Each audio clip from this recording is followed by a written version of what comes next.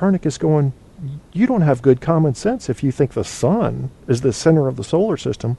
And that's why I say common sense it's a fluid type of thing. I don't like it because it's not a concrete definition. It's a flowing, malleable type of definition. So I don't know. I think it's an illusion. Common sense is just what's accepted right now. And if you don't have what is traditionally referred to as common sense, as long as you've got alternate sense, I'm good with it. I have big feet, Kevin. No center, right? My ex had a mouse. See, Barco says, first thing I do. Okay, here's Barco imagining he's Andrew. Now, Barco from Chicago, a computer guy, sort of like myself, except he's more into the software end, is now an Australian ex-military guy who was married to a black lady. He says, first thing I do is play plantation owner and house slave with the black wife. See, that's what I love about Barco. He's honest. He's honest. Honesty is beautiful, and here at Truth on Tap, we kind of deal in honesty. So that was great, Barco. Thank you. And I'm not just giving you this salute because you were the first to donate to my radio show. All that had some bearing on it.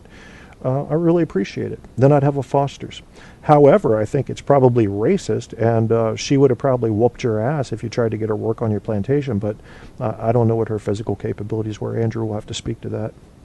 Snap, she liked that, Barco.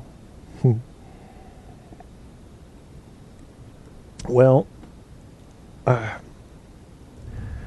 did not expect his response. Barco never ceases to surprise me, and I appreciate that because that keeps things interesting here. We were talking on some of the radio show Facebook pages that me and my friends, well, I say my friends, these are the people that I communicate with mostly, these radio show hosts, and they are advertising their shows.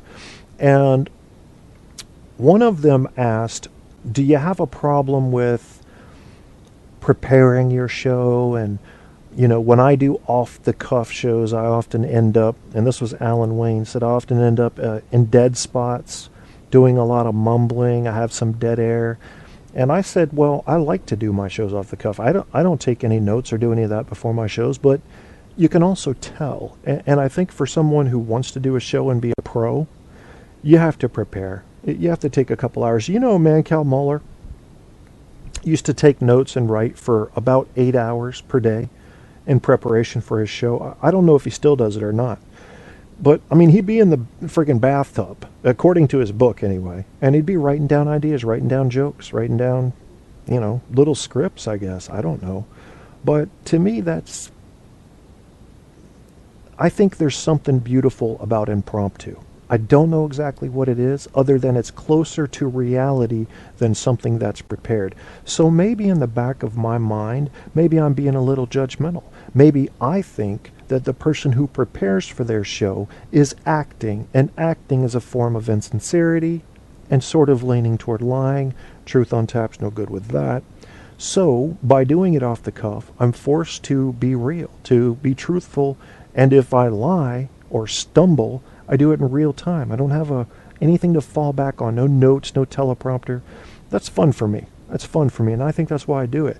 But it's also what's going to limit the scope of this show. It's also what's going to limit the success of this show unless I change that habit and get into true preparation. My education tells me, since we're talking about education, that if you're not happy doing what you do, you might as well be dead. Seriously, what are you living for? If you're not happy doing what you do, why are you doing it? Well, because it earns a paycheck. For what? So that I can afford the rent. And what else? And food and shelter. And maybe if I'm lucky once in a while, some sex. That's what you want? That's what you want in your life. Just the required amount of support to get you back to the job to continue paying for the required amount of support. That shouldn't be good enough for you. I don't think that should be good enough for anyone. Then again, as they said in The Matrix, and I think the agents may have been right about this, human beings have a propensity to define their own happiness by how much misery they go through. And I understand there's a counterbalance there, but not living in misery. Living in misery, I'd rather die. I frankly would. I would choose death over living in misery all the time. And frankly, the only thing that pulls me out of misery oftentimes is comedy. I mean, I have to listen to comedy. It's like a drug for me. It's constant. Always reading and looking at comedy. Because otherwise I'd be forced to realize the worst things about my life all the time. I'd be constantly thinking about my low back pain and other problems that have emerged from that. And I'd fucking jump off a bridge, people. If you're sad, if you're down, if you're going through a major depressive episode, as they call it in the Diagnostic and Statistical Manual for Mental Disorders, I say try comedy. Because you can take the medications and you can go through the counseling and you can make major changes in your life that you think will lead to happiness. But comedy is an instant fix. And we like our instant fixes, don't we? Just listen to some streaming comedy on the radio. Pick the type of genre you like. If you like the edgy guys like Louis C.K., or if you like the more passive guys like a Bill Cosby, find out what you like and go listen to them. It really does a lot for me. It always has, ever since I was in high school. So maybe that's an overemphasis on the importance of comedy, but I think it's critical for your mental health that you have something pulling you away from things that would otherwise depress you. No one in Australia drinks Foster's, all right? It's not an import beer there, right? How do you order beer? Foster's. Australian for beer. Wow. That's very 70s. Coppers is good. I haven't heard of Coppers. Blue Moon is from Canada, but that's what I drink when in the States. Barco and Andrew in the chat room talking about kinds of beer. And that will add to your education. I mean, who would have known that an Australian didn't drink Foster's? That he drank import beer from Canada? Craziest thing. So I'm closing the value of a liberal arts education now. And I don't think I want to talk about this science thing either. It doesn't feel, it feels too deep. And I'm not saying that my audience can't handle deep, but people get bored by deep. So I'm just going to share the Scientific American article on the Facebook announcement for the show. You already know that address. I'm not going to repeat it. And I'm going to close that one as well. Now, we are going to talk a little bit. Let's go back to the quotes, because I was still working on quotes. Benjamin Franklin, an investment in knowledge pays the best interest. That's debatable. As I look at my paycheck, I say, I'm not so sure about that, Benjamin. But, I just think maybe you can't equate education necessarily to financial payoff, but he kind of thought in cash dollars, so that's his thing. This is an important one, and this is directly from Abraham Lincoln. The philosophy of the schoolroom in one generation will be the philosophy of government in the next. So if you care about your government in your country, you ought to care about what's going on in the schools, because that is the future of what your government's going to be. And that basically boils down to, what are they teaching more of or less of? How well are they teaching it? And what are the social norms that are accepted in schools? That's going to teach you what your future government's going to be in your country. You want to predict it? Go sit in an elementary school for a few days.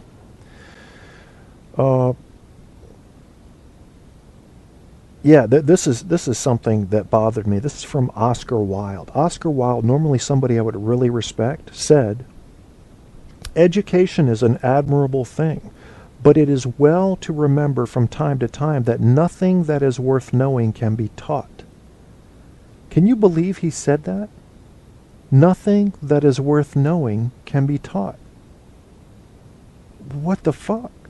That's a direct attack on basically all of the intangibles of education. In other words, if you don't stick your dick in the socket, like Barco suggested, then the lesson isn't worth it.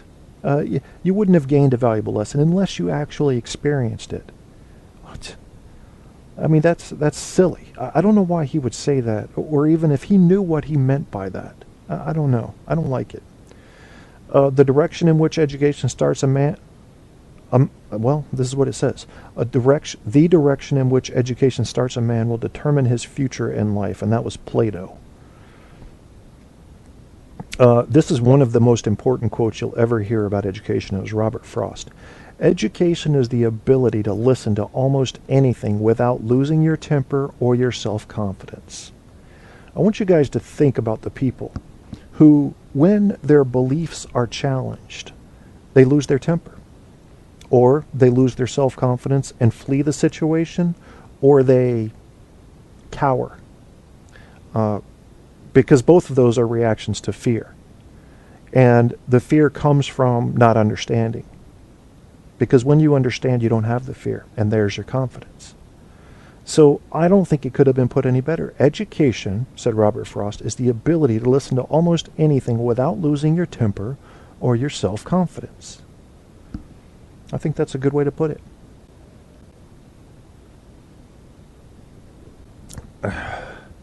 Education is not the filling of a pail, but the lighting of a fire, said William Butler Yeats. I think that's a good way to put it, too. I like this one by Albert Einstein. Tell me what you guys think of this. Any man who reads too much and uses his own brain too little falls into lazy habits of thinking. What do you think about that? Teddy Roosevelt, a man who has never gone to school may steal from a freight car. I love this one. But if he has a university education, he may steal the whole railroad. Yeah, that's Teddy Roosevelt there. You steal from the freight car, I'm going for the whole railroad. That's about it for, well, I had one from JFK on the next page I wanted to share. Let me pull it up real quick. The goal of education, said JFK, is the advancement of knowledge and the dissemination of truth. Truth. I mean, isn't that ultimately what we're after? Isn't the shit that we fight through every day almost always directly or indirectly in an attempt to get to the truth? And for some people that also includes meaning, like what's the meaning in life? Why am I doing all this? It's a truth. It's an ultimate truth when you reach it. In the first place, God made idiots. That was for practice. Then he made school boards. Well, that's Mark Twain.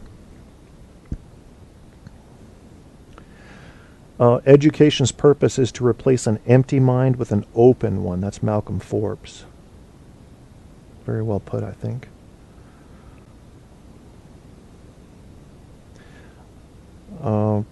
That's all we're going to read about the positives of education. I'm going to check the chat very quickly. Whose truth? The truth. Barco, you know there's a truth. The truth I talk about is the one that would be recorded by a recording device. It doesn't allow for interpretation. It's just what happened. What was said, what was thought, what was done, everything. Once we start getting into the interpretation of these things and what they mean, now we're getting into error zones. And that can't be absolute truth. Barco did a baseball simulcast earlier. Spreaker popped up an alert over the dialogue to allow mic access. I had to open up Inspector and delete that pop-up from the code to get the mic allow. Well, that's strange. Well, at least you know how to do it, Barco. Most people would not know how to do that. There are like 4 or 5 people who broadcast on that channel. You'd think one of them could broadcast.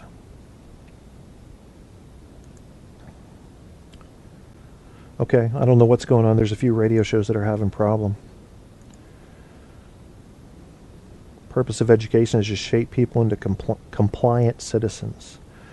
I think that depends on the country and the way education is being handled. But yes, it can be a state-sponsored programming device. Is light a wave or a particle, says Barco. I believe science has shown that it's both. Which version of the truth are we talking about today? Andrew's right. I mean, that's the whole thing. It depends on how you're defining truth. I don't like the textbook definition of truth, but we are using that. Webster's, or not Webster's, but Webster's had a weird definition of truth. Some of it was very circular reasoning. So let me pull it up. And this applies directly to education, so I'm not going too far off topic yet. This was very interesting. I read this on a previous show. Listen to this. Definition of truth according to Merriam-Webster. The real